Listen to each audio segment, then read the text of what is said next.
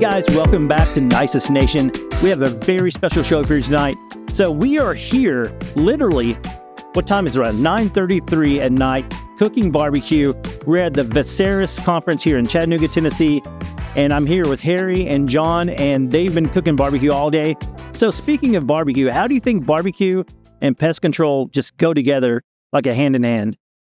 Well, the barbecue portion of it, I believe, ties into relationship building.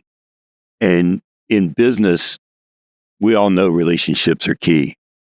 And there's a certain brotherhood, there's a certain camaraderie, there's a certain bringing folks together and sharing a meal. But it goes beyond that because I feel that some of what's involved with barbecue and the process that's involved, it's like developing a relationship over time.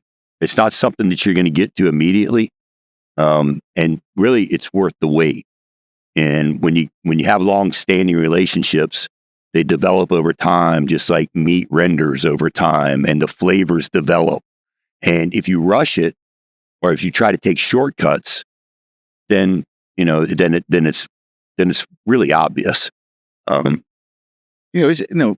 really is a casual thing. Oftentimes it's an outdoor event, and that's what we're doing here. I mean, we've been literally here. We got here yesterday just to scope out the whole place and figure out where we're going to put the cookers and where we're going to put the tents and where we're going to put the outdoor kitchen and everything. So we've been at it since we arrived in Chattanooga yesterday and been literally nonstop. And here we are 36 hours in, and we've only had the meat on the cooker for 3 hours. But yeah, what John said is barbecue is it's a very casual thing. I haven't met anybody that doesn't like barbecue. I mean, they may not like a certain style of barbecue, but as a whole, people enjoy it. And you can have a lot of different beliefs. You can have a lot of different backgrounds, but barbecue does bring a lot of people together. I mean, it's hard to have any kind of disagreement when you're enjoying a really good brisket or barbecue rib, especially when you got sauce dripping down the chin and everything. I mean, it sort of breaks down all kinds of barriers. And one thing it's a great conversation piece because, when you talk about barbecue, what happens is people come up and say, well, I do a little bit at home too. And they just want to talk about it, and they want to talk about some of their ways, how they cook it. And before you know it, you're just building a relationship, which is really what it's all about. I mean, barbecue it's just that bridge to kind of, in relationship building. Yeah, that makes total sense. And one thing, earlier today, I was watching you guys prep and get the meat ready, and it was so fascinating because I'm a big fanboy of all the cooking shows. Like there's a barbecue show on the Food Network. I can't remember. There was Pitmasters, but there's also another one. I cannot remember offhand what it was, but it just made me so hungry watching that show. We could have had our own show today. I mean, we literally we were trimming brisket today, and on the way down here, John and I were talking about all this meat that we had to trim because literally, I went to our meat supplier and bought 400 pounds of meat. So I had 200 pounds of pork shoulders and 200 pounds of brisket. And when I was rolling all that meat out to the truck, the truck was loaded down with coolers of ice, I was just thinking, wow, that's going to be a lot of brisket trimming. And I asked John, I says, how long is it going to take us? And what did you say? You said it's about 15 minutes per about 2 hours total. Yeah, about 2 hours. And literally, it took 2 hours because we wanted to get done at a certain time. And literally, we were done right on the nose. So that was 19 briskets we had.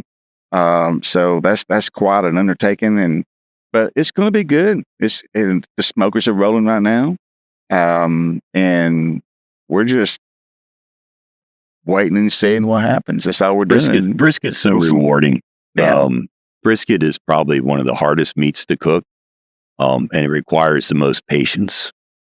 And I was talking to Harry earlier, and we were talking amongst ourselves, and cooking brisket it's almost like a life lesson because if you try to rush through it if you don't wait on the end results, you're going to cut yourself short and you're going to quit before the miracle happens. And that's a big mistake in brisket is that you put all that work in for 12, 14 hours, but then you don't want to be patient and let it rest, and you don't want to wait for that last bit. And if you don't wait for that last bit, then the miracle doesn't happen. And to me, in our daily lives, things are, it's similar. If we rush and we get impatient, then you don't give yourself a chance to let the miracle happen. And anyway, I know it's a little deep and philosophical, but to me, brisket is a lot like life. Yeah, when you're in late at night, I mean, you have a tendency to get really philosophical. I mean, because it's especially I mean, what else is that? The smoke rings are blowing in the night. You got a starry sky. You've got just that gentle breeze in the nighttime air, and you can smell the queue right now. It's only been on for 3 hours, but you can smell the fat dripping on into the pit. You know that it's doing what it's supposed to do, which is awesome. One thing, and we'll touch on what John was talking about the process, because the process is so important. Because, like I said, you can't rush it. You have to prep things. You have to start with a great cut of meat. You can't just your end result that you have is going to be dependent on the quality of meat that you start with. So if you start with a crappy piece of meat, you're going to, guess what? You're going to end with a crappy result. But we have some good stuff here. I think we're going to, really put out a good product tomorrow. I hope the post that all 290 plus people here are going to enjoy it. But I'm going to tell you something. While we were here today, we've had several people come by and visit. In fact, we got people outside right this very minute, just sitting under our tent, just having conversations about everything but the business. Exactly. Yeah, exactly. Everything but the business. That's what I love about it. I mean, we're talking about everything, and trying to solve all the world's problems too. So I don't know. It's just really fascinating. And there's nothing more rewarding than when you put in the work, and it's a labor of love. And when you put in the work, and you genuinely see somebody that's genuinely satisfied, and it's a great feeling, and it's a great feeling not only for ourselves, but it's a great feeling to know that you made somebody feel good, that you made a difference, and they're going to walk away with a great memory of the show, and of their experience of dealing with Harry and myself, or and we by extension are Nisus. But one thing I always wanted to say, that none of this happens without the support of the executive team at Nisus, because they see what this does. They see that people really enjoy what we're bringing to the table, literally to the table. And so it's we've been doing this for a long time, but we've done several cuts just in the past 2 years. I mean, we cooked in a northeaster snowstorm in Connecticut last year, or earlier this year. That's right. That was quite challenging. We cooked in New Jersey last year. We cooked in Pennsylvania. These are John's cuts, so we get to use his rig when we cook in the northern markets. So in the southern markets, we use my rig. So I get to fly up and help him cook. He gets to fly down and help me cook. So we kind of tag team off each other. It's good stuff, and it's great, and it's also team building for us. It gives us an opportunity, and not just Harry and I, but the other folks. I mean, on this trip, we have other folks that are helping out and assisting in Nisus, and it's good because we get to spend time with them. There's other people in the industry that we get to spend time with. It's not, you're not so concentrated on the sale or the business. It's just getting to know each other, and the fellowship that comes with that. Now we have a road crew. We have Mike Bonner, he's been with us for 25 years, and Mike has his 30-foot car hauler trailer, and he brought literally the kitchen sink and all the outdoor kitchen appliances, and we even packed our own dumpster too. So that kind of tells you how very specific about how we do things, because oftentimes we're in a very privileged situation where we don't have access to commercial kitchen facilities. And so, but at Nisus, we do have all that equipment. And whenever we go to an event, we just load up the trailer, and Mike is so gracious to go wherever we need to go. I mean, he traveled to Pennsylvania, New Jersey last year. And so that was just very special. So it gives us an opportunity to work with, all of our teammates, just to kind of all work together, and we all have a role, one that just enjoys being around other people. So, and our marketing team as well. The marketing team's here, so they're actually here to kind of help us bring our brand to the forefront, which is special. And well, yeah, and they eat good too, right? So, so it's all fun. It's all fun. That's the only reason I came, was to get the barbecue. I remember in one of our earlier episodes, he mentioned about hearing about the barbecue. So now we get to try it. So we think you'll enjoy it, and it's gonna be good. I'm very confident, because right now it smells wicked good. So I've got a question. So this is something, I don't know if you have ever tried, but bridging the gap between the pest control industry and barbecue, I have to ask this question. Have you ever seen like the shows with the other countries, and they eat insects and they barbecue insects? They smoke them, they roast them over a spit, they do all this stuff. Have you ever tried barbecued insects? I haven't tried barbecue insect. The closest thing to I have had that was not your traditional barbecue was in Peru, and they do guinea pig down there. I mean, guinea pig, and then that was something that's a delicacy there. I just saw it, and I didn't try it.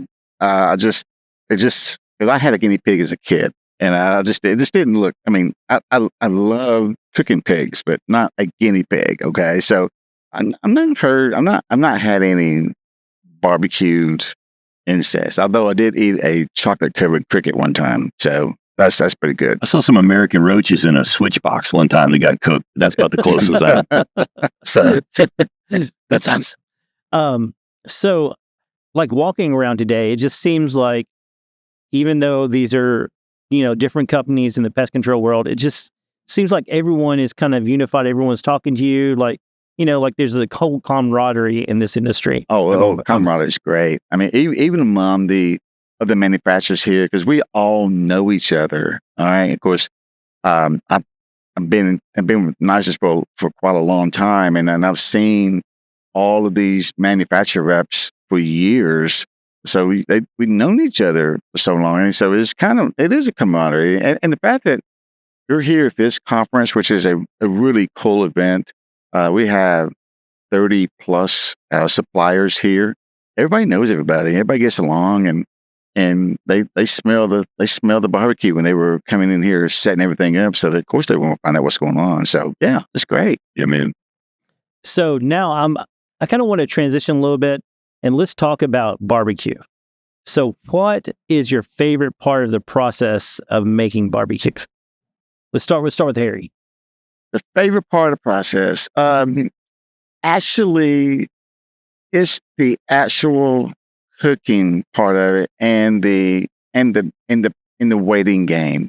Okay, so my favorite meat to cook, which is the hardest meat to cook, is actually brisket. Okay, and I think brisket really separates great cooks from good cooks. Really, because if you can master brisket, then you pretty much can probably do anything. And the thing when John touched on this earlier, is that brisket is really it's a patience, it's a waiting game. You just kind of gotta, let it do its thing. You can't rush it, because all big meats, such as your pork shoulders, your briskets, they go into what's the stall, where the meat temperature just kind of sits there. That is the official rendering phase, when things are just really starting to kind of break down internally. But that meat temperature doesn't fluctuate for 2, 3, 4 hours, just depending on. And you can be panicking, thinking the meat has quit cooking. Right? But when it gets to the stall, that is the most important thing. And that to me is, I'm going to say, okay, we're here. We are here now. We have arrived at the stall. And then you just sort of wait it out. And then eventually it'll start to give in. And then the meat starts to rise and finish cooking. I just love the whole thing. It's tiring. I have 2 different barbecue pits. I got one where you can basically just set it and forget it thing, which is great if you want to get some sleep. But cooking on the big rig, which my big rig is named Dolly. His is named Jolene. So anyway, but Dolly and Jolene have not cooked together. All right. So Dolly and Jolene's Pitmasters has cooked together, but not Dolly and Jolene together. But I'm going to tell you, it's the process. It's the staying up on, it's the feeding the pit. Because here with Dolly, you got to feed it every hour. That's a long process. And these are some monster briskets we're cooking, which means it's going to probably take every bit of 16, 17, 18 hours, which we put them on at 5 o'clock earlier today. So it's going to go right up till almost lunchtime before they're done. So that's why we have to kind of keep an eye on things. And touching on what Harry was saying too, with the meat, that temperature between 145 and 165, that's when the muscle fibers really relax, and that's when the collagen passes through the meat. And the longer that you can stay in that area and stay patient, the bigger the reward is. And the common mistake is like Harry said, you start panicking, and something I did early on with brisket. Next thing you know, you start messing with the temperature, and then you start adding a little more fuel, and then before you know it, your fire might be out of control. You're running hot, and now you're rushing. And again, and going back to what I said earlier, it's kind of a big life lesson. Just sit back, let the process work itself. Don't be impatient, because if you're patient with the process, you're going to be very pleased with the results. Definitely. So, John, so the same question to you, what's your favorite process? I know you sort of, I don't know if you answered a little bit with right there with, the waiting and the slope. When I was watching you do the trimming today, it looked like you were really enjoying the trimming. You have it down to a science. I do enjoy taking down a brisket. There's certain things that I look for. You try to make it as aerodynamic as possible. You try to take out the flat spots. You definitely got to take the hard fat cap off. And because that's not going to render down. Believe me, I've butchered quite a few, and I've made some stuff that tastes like shoe leather. And when I first started cooking barbecue, I stuck with ribs and pork because that was easier. You could get to where you wanted to be faster. And it wasn't until I really started to say, you know what, I'm going to learn how to cook brisket, and I'm going to learn how to do it correctly. And that was where the process, and then the taking them down, trimming them up, and everything. Yeah, you're right. He's really good at. He's really good at trimming the briskets. I know we share the responsibility of trimming briskets, but secretly, John, I was kind of hoping you say, HB, why don't you let me trim out the briskets? That didn't happen. All right, so I was pacing myself. I kind of persevered and kind of muttered under my breath and go, well, I guess I'll just keep on slicing because John is a expert brisket trimmer. I was in awe of watching it, and I look at his, I look at mine, look at his. Mine looks like something the first grader did. His looked like something like a PhD did. So obviously, if you go look at the briskets now, you can say, oh, those are the ones HB did. Those are the ones John did, because the way they look, how they trim. But hopefully, knock on wood, they're going to turn out good. But he really is a fantastic taking down a brisket. Right. Well, thank you. It's all about the taste, though, buddy. We'll get there. I will say this though, when it comes to trimming these briskets, the colder they are, the better, and you better have the sharpest knife you can have. He brought his whetstone down. He was over there just shaving those blades down, make them razor sharp. I'm still hacking away though. But he, like I say, there's a difference. There's a difference. He's really good at it. Okay. I used to own a restaurant. I used to own a barbecue restaurant. And in that business, in that service business, you're selling something to somebody that they really don't need. But the reason they're buying it from you, or the reason that they're participating in this exchange, is because it makes them feel good. It gives them comfort, right? Pest control is completely different. You're making somebody feel good, but it's driven by, unfortunately, fear. Because your customers are afraid that of the disease, or possibly the loss of food supply, or if it's WDIs, maybe the destruction to their home, right? So there's a lot of folks that come to pest control companies that need their services. It's driven because they feel uneasy. So in pest control, you're actually making people feel at ease. So then you can also take that to a distribution and a manufacturing level, right? So now you got manufacturers that work with distribution, or distribution companies that work with manufacturers, and or pest control customers that work with distributors. And where I'm going with this is that they give them a certain amount of security. You're going to want to do business with somebody that's not going to let you down. You're going to want to do business with somebody that's going to be there and go the extra mile for you. So it is the relationship part of it is driven out of necessity of you're giving them relief.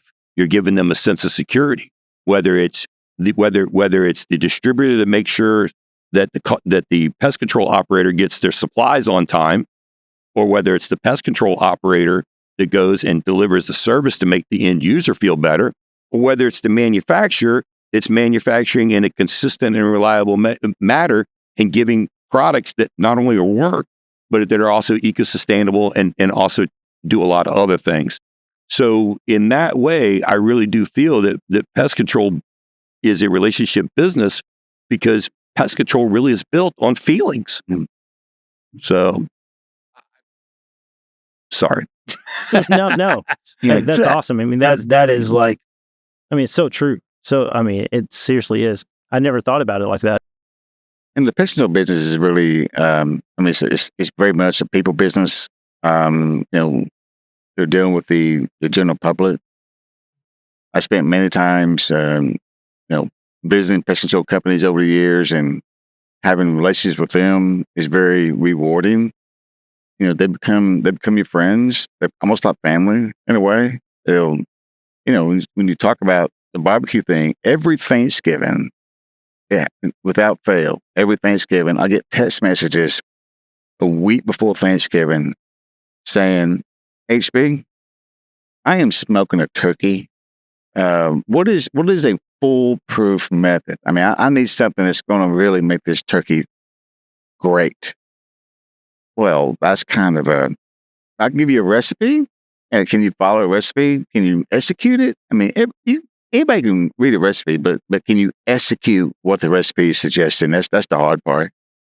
So every year, get dozens of text messages about, I'm going to do a brisket this year. Well, I'm going to do a prime rib this year for Thanksgiving or for Christmas or for New Year's. Always around the holidays. And it's all of these companies that you have built relationship with over the years, and they know that you're a barbecue guy, and they have a pellet smoker at home, and they want to try that smoked turkey, or they want to do a prime rib. And I say, you know what? Let's just ask Harry, or let's just ask John, and just see what they say. But think about that. Think about that for a minute. It's the holidays. Sure. They've got their family. Mm-hmm. Pretty important time of year. Absolutely. And they trust you right. to give them the advice and the guidance. That's right. And trust, a man much wiser than I once said, trust leaves on horseback and returns on foot. And trust is a very important thing in that relationship. And they trust you implicitly to make sure that their Christmas dinner is going to be top notch. Yeah, and when they trust you, I mean, what greater responsibility is that? I mean, that's absolutely something that I don't take for granted. When someone trusts you, you say that's really special. And getting to relationships, going back to barbecue and relationships, and where we kind of started with this, and the trust is the key factor. Yeah. And like I said, we've been cooking for a long time. We've cooked in a lot of different areas of the country, all over the country. I've been cooking for years at Nisus, and really it just breaks down a lot of barriers that are out there. And maybe those barriers were never there to begin with, but when you bring the big rig out, I mean, they know, oh, here comes the big rig. Oh, he's serious. We're going to have some good stuff today.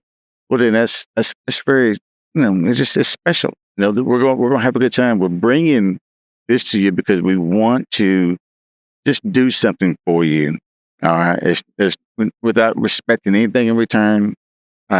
We just want to do something for you. And I think people really enjoy that. Yeah. And you just said something key there, because relationships are not quid pro quo. All right. It's not, I do this for you and you do this for me. True relationships, where you really build your relationships that last, you do because you want to do. And eventually it comes back around to you, but you don't keep score. If you're keeping score in a relationship, then you're heading down the wrong path. You just do because you want to do the extra, and it eventually will come back to you. Well, I will say this, Jason. This has been an amazing conversation, but I got to break it to you. Dolly is yelling at me right now. She wants to be fed. Oh yeah, she needs some fuel. I'm going to have to go out there and throw a log on the fire. I figured you guys wouldn't be able to stay long, but I want to thank you for the opportunity to sit down and talk to you about this barbecue, because I just can't wait to try it tomorrow. And just the more I think about it, the more I want it. So, I'll close with this, and I think John would agree with this. The cooking part of it is the easy part of it. It's the logistics behind the scenes. It's the before. It's the putting the food out on the table. So you see us, say, hey, those are the cuts. But we have a pretty amazing team around us that's going to be springing into action, because in the morning is when things really start to happen. Because we got to put the what do you call it? Dining room buffet line together, the chafing trays out there, the plates, the knives, the forks, the table coverings, all of that stuff that doesn't happen up in there. Somebody's got to do that. And unfortunately, it's not going to be us, because we've been up 36 hours and right around 5 a.m, we're going to be talking gibberish, which is a few hours from now. So we're not going to make sense. We couldn't do this without the love and the support of Nisus. We really couldn't, and everybody involved, and it's 100%. I'm not say go back to the support of our leadership staff. Lee Bear and Valerie Brumman, our CEO and CFO. They see this for what it is, and they say, "Hey guys, go do your thing." So that's really. I want to make sure that I recognize them, because that is very important. Because many companies may not be something. They may not see the value in this. They say, "Oh, that's just an expense." Well, it is an expense, but it's something that we give back to the community. Yeah. But I need to go put some wood on the fire. Real quick though, you know what I'm excited about tomorrow besides the barbecue? Since I'm the new guy, only 4 months in, I think it is now, I get to go and meet all these people that I've never met. And I'm really excited about that, because I love to meet new people. These are great folks here. It's going to be a full house tomorrow. We're sitting in an empty room right now. I mean, there's everything's just nice and quiet. All the tables and chairs are perfectly lined up in a uniform fashion. But tomorrow, this place is going to be packed to the gills, and we got to be ready for organized chaos. Organized chaos. Amen to that. Amen to that. All right. Well, thanks guys again for coming on, and I look forward to next time, because I know there's going to be some more shows coming up. We got some stuff on the horizon, so thanks again. And yeah, we'll see you next time on Nisus Nation. Great. Thank you.